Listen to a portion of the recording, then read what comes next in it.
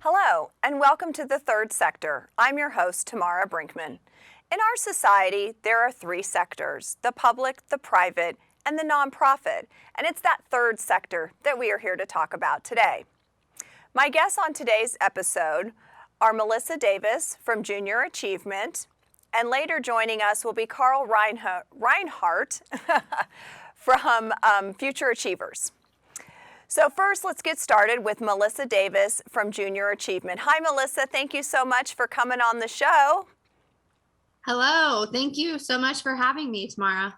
Well, we're very glad that you're able to come on and share both with me as well as our audience all about Junior Achievement and what it does. So maybe you can start with just a little bit of basics. So how long has Junior Achievement been around in our community? Okay. Well, Junior Achievement was founded in 1919, so a little over 100 years ago, and it was established locally in Eastern Indiana in 1966. So we're starting our 56th year of JA programming in Eastern Indiana. Junior Achievement is the largest organization dedicated to giving young people the knowledge and skills they need to own their economic success, plan for their futures, and make smart academic and economic choices. So tell us a little bit about what's the mission of Junior Achievement? Sure. Junior Achievement's mission is to inspire and prepare young people to succeed in a global economy. And our inspiration piece really comes from community volunteers who not only help to deliver our lessons, but they share their experiences. And in the process, these volunteers serve as role models, helping to positively impact young people's perceptions about the importance of education as well as critical life skills. Right. What would you say is the predominant age range of youth that you serve? We are kindergarten through 12th grade. Okay. So across our areas, for Eastern Indiana, we serve around 3,500 students each year throughout Wayne, Union, as well as Fayette and Franklin counties. And we have programs and work with students from kindergarten all the way through 12th grade. What would you say are the goals of Junior Achievement as you guys are looking to move forward in, say, even maybe just the next year? Yeah, well, our goals are just really to grow our programming. We are reaching into new counties. And the counties that we are in, we really want to be able to reach all of the students, right? From kindergarten through 12th grade. In a perfect world, a student would get JA programming, kindergarten, first, second, third, and all the way up through. So JA helps students realize that the education they're getting today will help them to have a bright future tomorrow. And JA's unique volunteer-driven programs show them all of the possibilities that lay before them. They realize they can choose different paths: college, a specific trade, start their own business. So our programs are a great foundation, even to start in kindergarten, of talking about making choices and needs and wants and what are some types of jobs you see in the community. It's a great foundation as they move up and continue to learn more about those things. Very exciting. Lots of great, like you said, foundational work for kids as they continue to grow. Tell us a little bit more about some of the programs that you guys run and how the kids are connecting with them. Okay. Well, our programs are focused on the three core content areas, our three pillars of financial literacy, work and career readiness, and entrepreneurship. So we have, well, for high school, for example, we have well over a dozen programs for the high school level. So you kind of pick the pathway. If it's a personal finance class, their JA program is most likely going to be hit on the financial literacy aspect. And there are programs specific to entrepreneurship as well.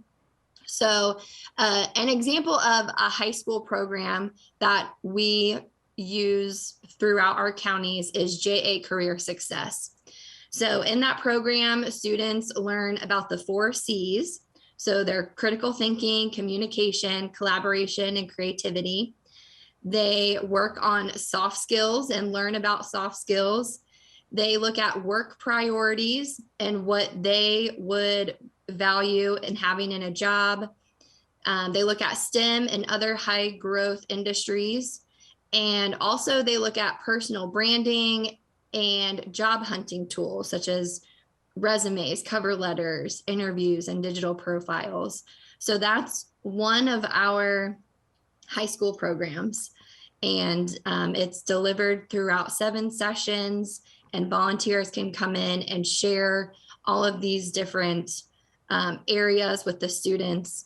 And that's kind of how the JA programs work. A volunteer will be trained by me. If you're a first-time volunteer, you go through a quick training with me, just so you know what to expect if you go into a classroom or a classroom setting. And you're given all the materials by me. And then they get matched up with a teacher who is wanting to have JA for her students, his or her students, whether it's a teacher, a counselor, an administrator. So you're matched up with that educator. And then you get to go visit the students and do all of these activities with them. Sounds like lots of fun. Are these, does the program run during the hours of school, or this is like an extracurricular activity after school? Typically, it is run throughout school hours. Okay. So sometimes we'll work with an organization where we can do an after-school program, but most of the time it's a school educator who reaches out to us, and the program happens throughout the school hours. Let's see, what was we were going to take to you next. Tell us. So we know that you're touching the kids, we know that you're educating the kids, and you're trying to help them with these life skills and soft skills. How do you see junior achievements work creating impact in the community? Well, we really strive to continue to improve the quality of life in our communities by giving our young people the confidence, tools, and motivation to achieve their personal, educational, and career goals. So just with that, that example I gave of our JA Career Success program, we have statistics that show through participation as an organization or as an individual that you can begin to make a change in your community by sharing the JA programs. One of those stats is that 49% of US employers recognize that talent shortages impact their ability to serve clients and customers. So our programs hit on some of these problems that all communities and businesses can see. And we're just working to prepare these students as they go through school and graduate, that when they go to an employer, they are presenting their best self. What is your guys' biggest challenge, would you say? Well, top of my mind, the biggest challenge recently has been COVID, which has been the same for everyone. Right. We really transitioned programming to virtual because our volunteers have always got to go into the classroom and be with the students. And we transitioned to a virtual format where maybe a volunteer could beam in like this through Zoom or something. So that was a big challenge, but we were actually able to create brand new programs with career speaker videos where students got to learn about a lot of different careers and what it takes to be in that career. And so we created new programs. But another challenge is finding enough volunteers to fill our teacher need. Our programs are approved for the state core learning standards that teachers have. So they want to have our programs in their classroom. And if there's any teachers or educators watching in the Eastern Indiana area who want JA, they can definitely reach out to me. But we also have to have those volunteers to fill those spots, right? So we're always looking for more volunteers. Well, that's a nice little segue to, while we've been having this nice chat and conversation, we have had some information up on the screen with your phone number, as well as your website and Facebook page. So all of those, as I understand it, any of those are options to connect with Melissa and Junior Achievement, whether you're a volunteer who wants to help in the classroom or you're in the education space as an instructor, helper, as superintendent, reach out to Melissa and bring it into your classroom or to your school district. We have just a couple more minutes left. Tell us just quickly, how do you guys fund the work that you do? Yeah, so our programs are free. They're provided to schools at no cost. So we raise all of our money to run Junior Achievement of Eastern Indiana. We receive a lot of donations. So we get donations, corporate and individual, and we raise money from grants as well as fundraisers. We have 3 main fundraising events every year. Okay, all right. It's a full-time job, helping the students, raising the money, applying for the grants. Yes. I have a unique perspective on this, on the nonprofit space, and for our viewers out there, there's a lot to this work to do the great good that Melissa and her team with Junior Achievement are doing for our community. And so we're very grateful that you are here in our community. Any last tips or takeaways that you want to share with the viewers as we get ready to wrap up here with just a little bit less than a minute left in our time today? Okay, well, I would just say we're so excited to continue our mission to celebrate and encourage students and inspire them to prepare them for their future. So as we have started this new school year, if you want to have JA in your classroom with your students, reach out to us. If you want to make a difference in your community and in the lives of our young people, reach out to us. We can match you up with a school district and a teacher that you could work with this year. If you want to get involved by volunteering or supporting financially through our events, reach out to us for that as well. We're just excited to be in the community, and we're excited to just have this keep growing. And we're starting 56 years of JA programming here. So we're really looking forward to this school year. And we just thank everyone who works with us and volunteers with us. And we couldn't do it without our volunteers and our corporate partners. Well, we couldn't do it without you in our community. So thank you, Melissa, very much for coming on the show and sharing with us about Junior Achievement. Melissa is the District Director for Eastern Indiana Junior Achievement. And so with that, we thank you so much. And as we say goodbye to Melissa, coming up next, we are going to welcome Carl Reinhardt, who is with Future Achievers. Stay with us.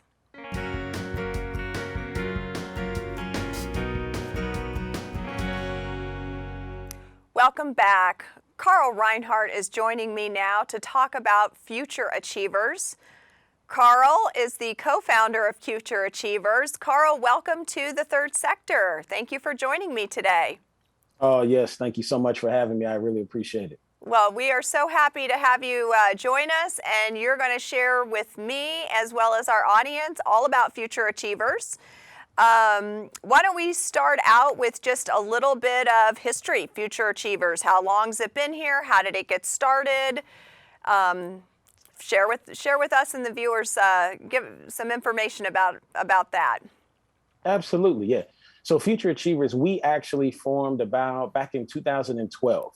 Like I said, there were three of us that came together and put this organization together. We came out of the Institute for Creative Leadership.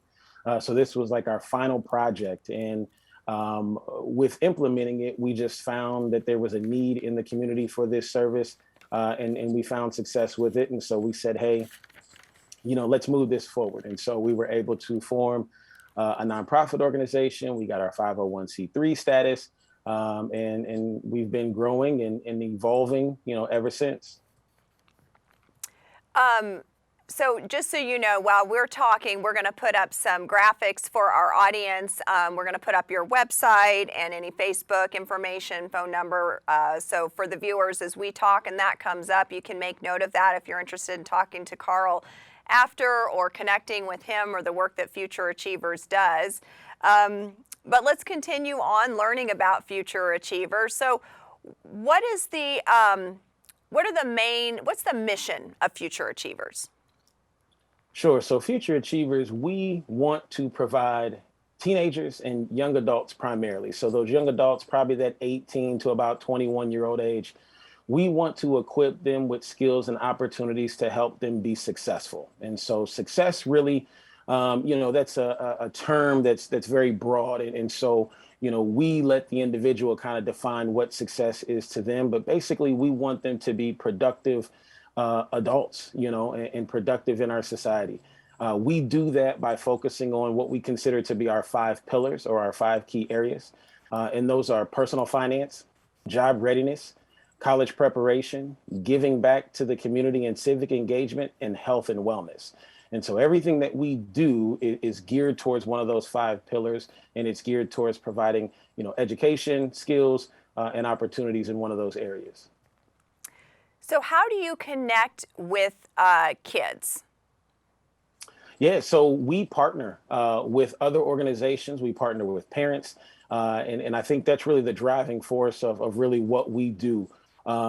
Future Achievers, we kind of see ourselves, kind of in the center of it all. And so, from getting referrals from schools, other youth serving organizations, and then working with those young people, and then producing this more capable and more productive adult, back into the community on the back end. Would you be able to give us an idea about how many kids you serve or connect with in a given year, or total in the lifetime of the organization to date? Sure. So when we first started, the operation was a little bit different. And so we worked with young people in person, and we offered workshops. And so we had anywhere from about, I'd say probably 10 to 20 coming through those workshops at a time. Mm-hmm. And we held, 5-week workshops that we would work with students. And then in the summer, we would get them back together for a more in-depth workshop. So to give you an example, we had a job readiness workshop that lasted 2 days one summer, in which we brought the students in, talked them about, how to prepare for jobs, how to apply, and then also help them to write resumes. And so each student left with a completed resume when they left the program. Now, because of COVID, of course, we've had to adapt just like so many other organizations. And so we've moved to more so of a virtual platform. So our workshops are now kind of webinars because they're online, pre-recorded and out there. And then additional content that we create is all on our YouTube channel. And so like this format, I think a little bit better. It's going to be better for us, and I think better for those that we serve, because now you don't have to be at one location at a specific time in order to get the information that we're trying to share with you. Mm-hmm. You just go online and it's there for you, whenever you need it, whenever you're ready for it. And so right now, we are working again to build those partnerships with other organizations. And so if there's any out there that would want to work with us, please don't hesitate to reach out. email us at info@futureachievers.org. Call me 765-313-9670, and we can make that collaboration happen. Collaboration is so key in making a difference. We have more power in numbers than we do by ourselves, and so it is great to both hear and see that is one of the things that's important to junior achievers, or future achievers rather. Excuse me. They're junior adults, right? They're moving into that adulthood. Even at 21, you're sort of junior adult, although they probably wouldn't see themselves that way.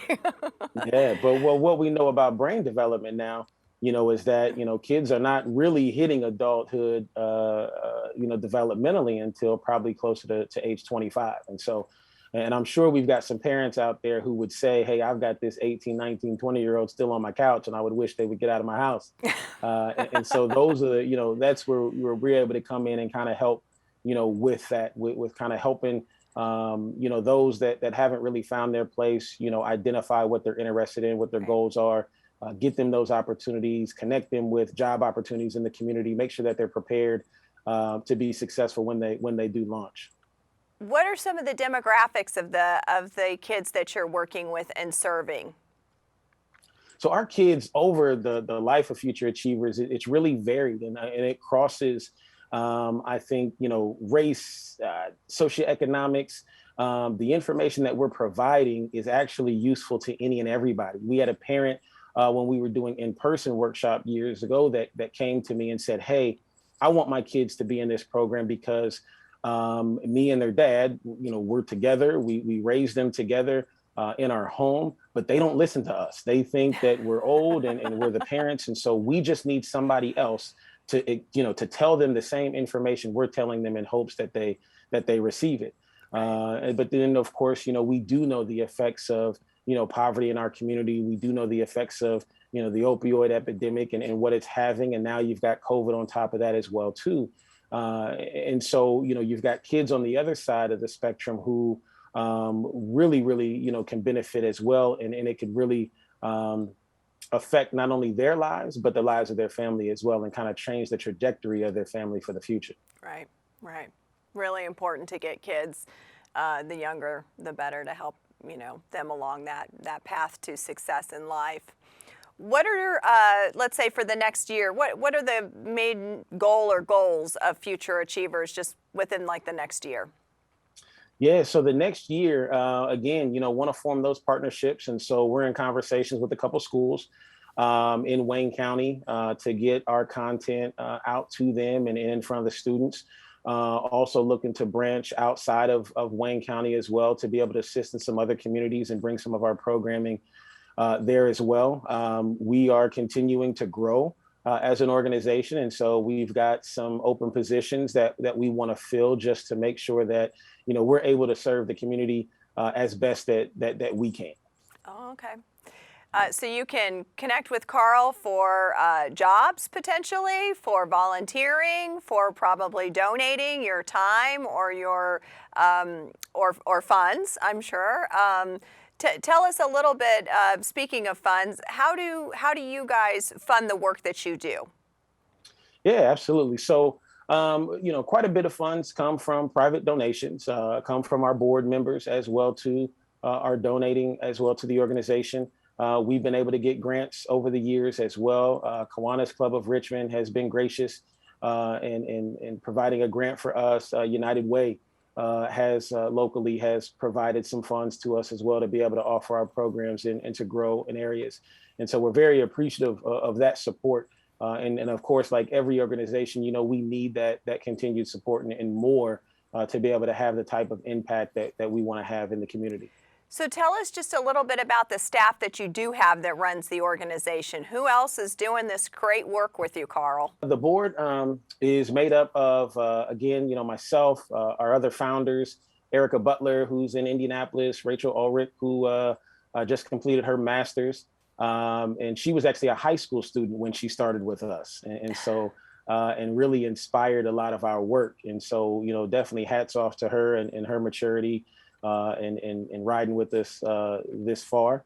Tyler Stewart is with us as well. Carrie Wolf, who's an educator, is with us and on the team as well. And so we're all working together again, just to continue to grow our programming, to get the word out and develop those partnerships with others. Really, again, working with some folks in the community who's partnering with us and continue to talk with us. Juvenile probation is another one who's we've had some great conversations with, and just looking to fill some needs and to fill some gaps that we have, for a very crucial population. I mean, they're about to enter into adulthood, and we're about to turn them loose on the world here, for some in a year, for some in 4 years. And so, we just want to make sure that they are prepared, and also prepared to serve the need that we have as a community. What are your biggest hopes for the organization as you guys continue to move forward in the community? Yeah, I think, long term, we want to be, I think we want to be the premier, organization to serve teens and to serve young adults. We want to center ourselves, I think, in the community relationship wise. Whereas again, we're getting kids in from those referral sources. We're able to work with them, but then we're then sending them back out into communities, sending them back out into their families, sending them out into the workforce better and more equipped than how they came in. I mean, I think long term, really that's where we want to be. My goal is I kind of got it on my vision board here, so I'm hunting for $1 million in 5 years time. So by 2025, we'll have $1 million to be able to play with, to make sure that we're able to offer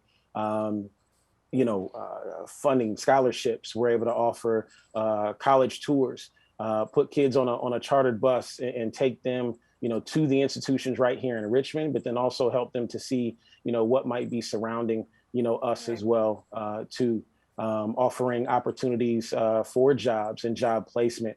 To be quite honest, I have the vision too. We want to be the manpower for kids. And there so, we go. Yeah, so we want to find opportunities for teenagers to be able to get ready and to get working and to get prepared and be able to plug them in and give them some incentive to be able to do so. Well, thank you very much, Carl. Best of luck to you in your work. And with that 5-year goal for $1 million, we're all rooting for you. We need it in this community. As we wrap up this episode of The Third Sector, I'd like to take a moment to thank my guests, Melissa Davis from Junior Achievement and also Carl Reinhardt from Future Achievers, for joining me today and sharing with the community the great work that they do for us. With that, we will say goodbye to you. Stay well and see you next time on The Third Sector.